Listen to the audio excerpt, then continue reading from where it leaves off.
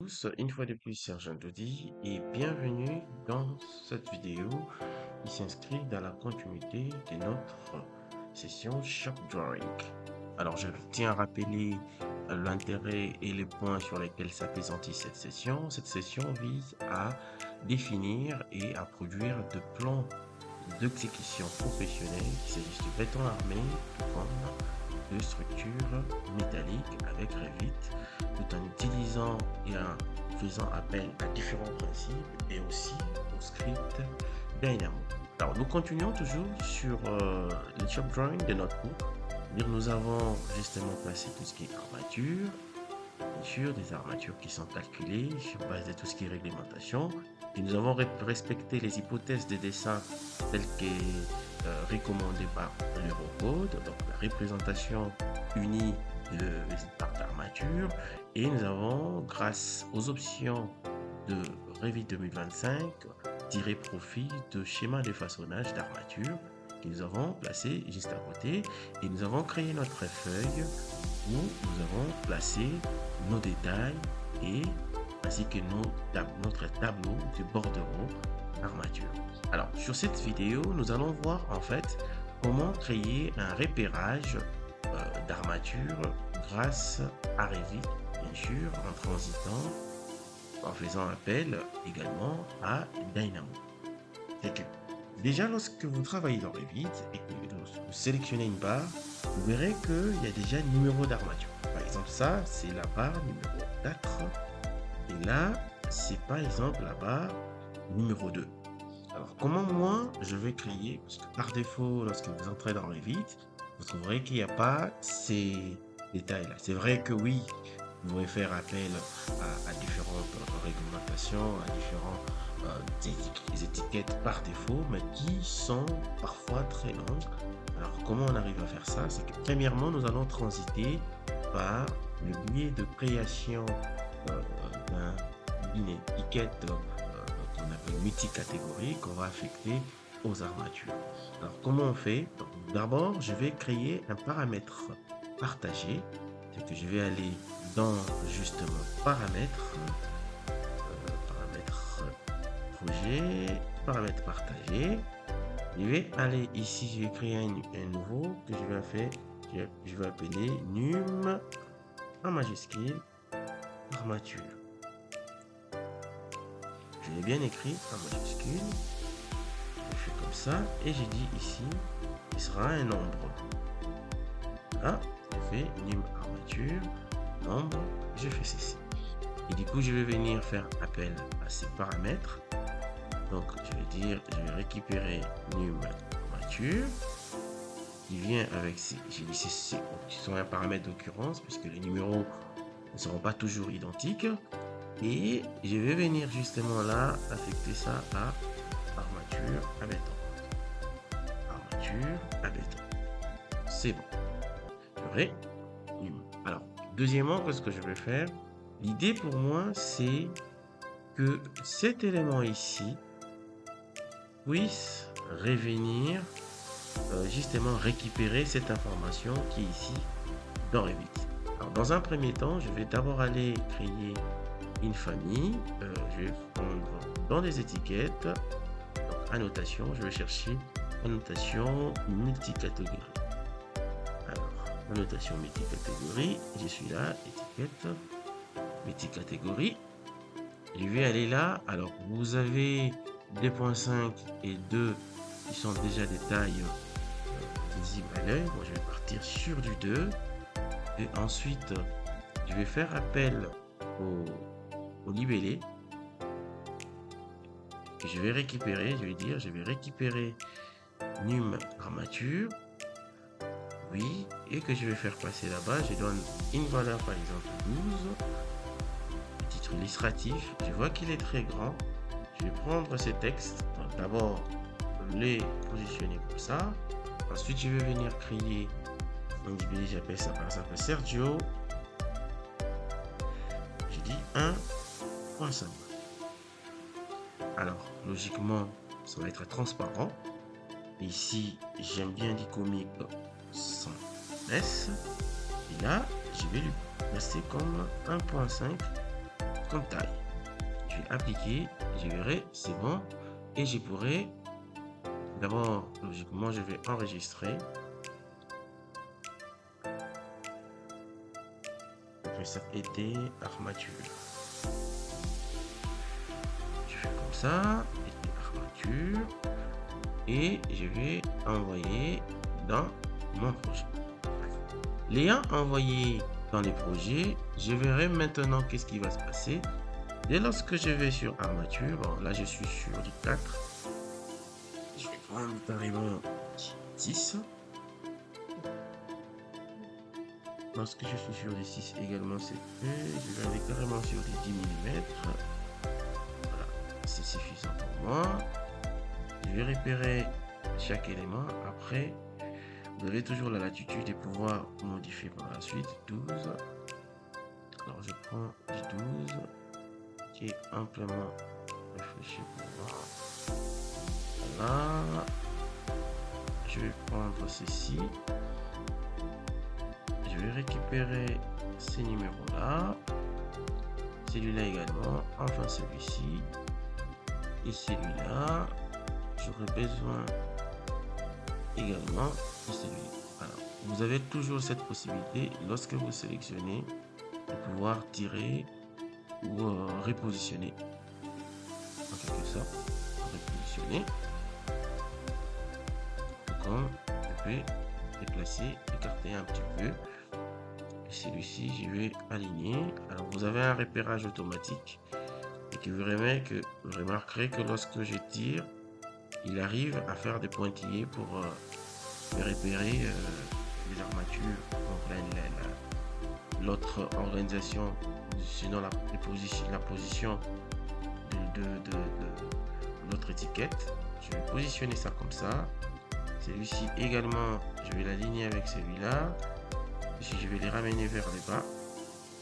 Comme ça. Alors, j'aurai également besoin... donc, je vais trouver normalement étiquette multicatégorie ici. Je vais les positionner également pour mes barres, pour mes étriers. Juste comme ça. De faire comme ça, puisque nous avons avec des espacements ainsi que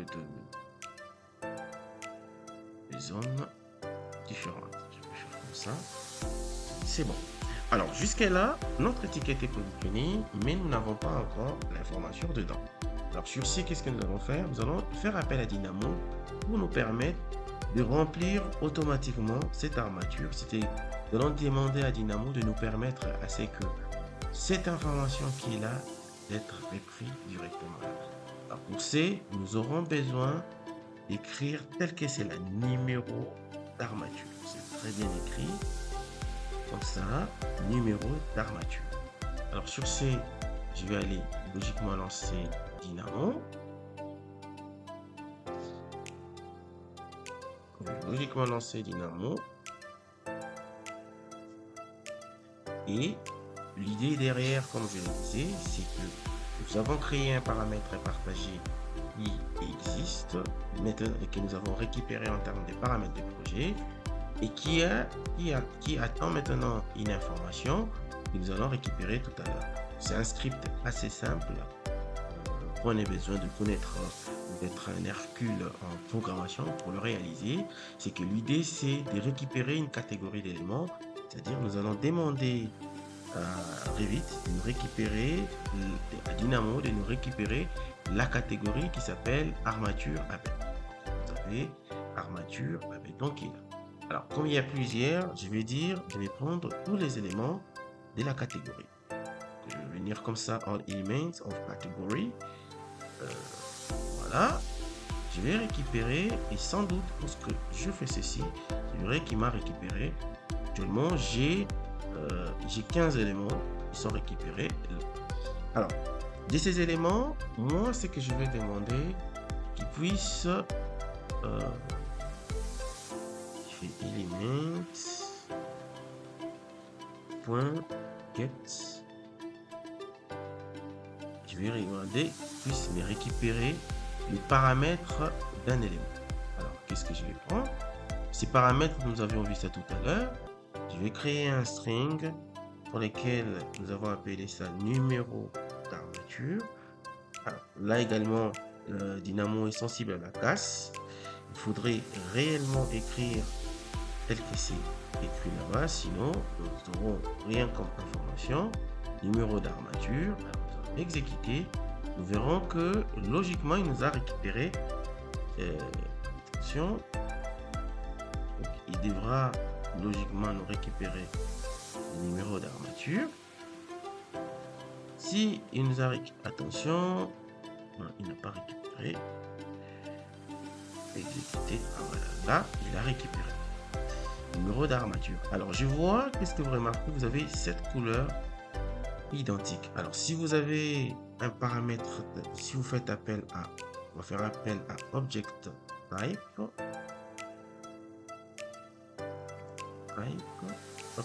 object type, c'est que si nous récupérons, nous verrons que la nature de l'information qui est ici sont des strings. Or nous, la donnée que nous allons intégrer devra être un nombre, donc un integer. C'est que je vais d'abord faire element point set paramètre value by name. Il n'y a pas de point là. Positionner point paramètre value by name. Paramètre value element point set. J'ai fait point set paramètre value by name. Hop. C'est pas les bons. Get set paramètre value by name. Prendre les vite. Je prends les natifs, les nœuds natifs. Donc les éléments, vous gardez en fait l'ordre, je dirais ici l'ordre des ID. Je vais prendre les mêmes éléments, je vais intégrer là-bas. Alors le paramètre que je m'en vais remplir, c'est les paramètres que nous avons créés. Alors notre paramètre à nous, il s'appelle justement num armature. Alors là c'est écrit également en majuscule. Donc je vais aller sur Dynamo, je vais ramener ça, je vais écrire justement num espace armature. Donc je fais comme ça, num armature, ce sera ça les paramètres, et les valeurs ce seront ces valeurs. Mais alors je vais faire une concaténation. Donc, je vais faire par contre un changement de variable, c'est que je vais ramener, convertir notre string to number, string to number. Je cherche string to number. Alors, je vais faire passer ça. Vous avez plusieurs types. Vous avez par exemple celui-ci, c'est celui des clockwork, qui te permet justement également de convertir un string et string en nombre. Donc, comme vous voyez, vous remarquerez, ça va marcher. On va chercher celui natif, string to number, string to number. Oublié. Non, string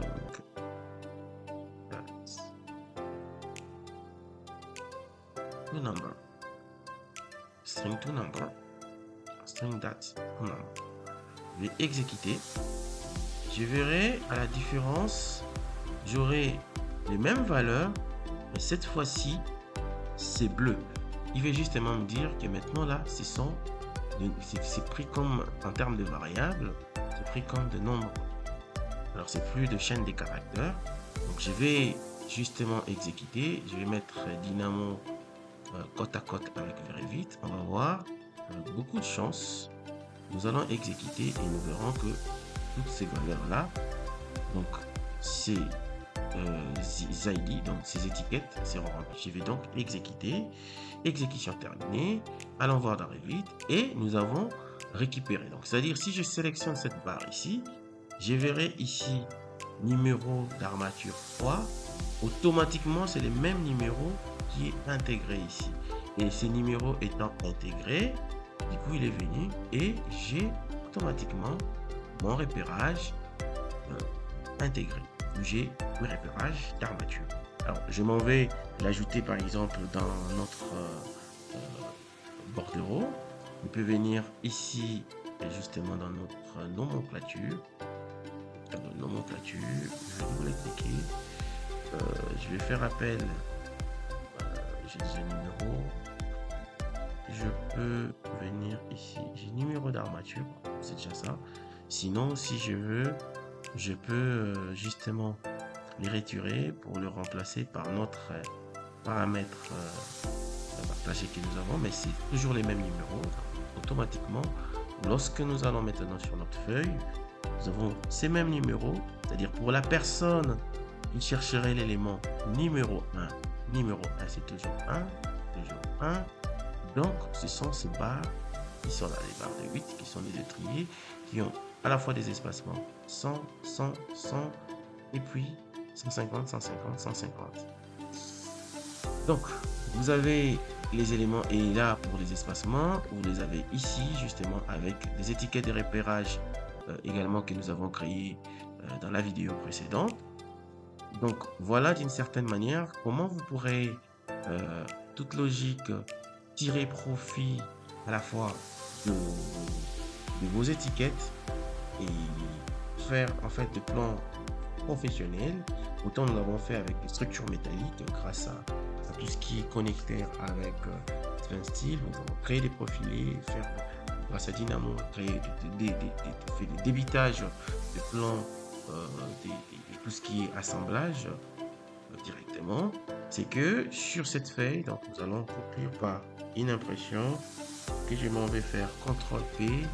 Je vais choisir par exemple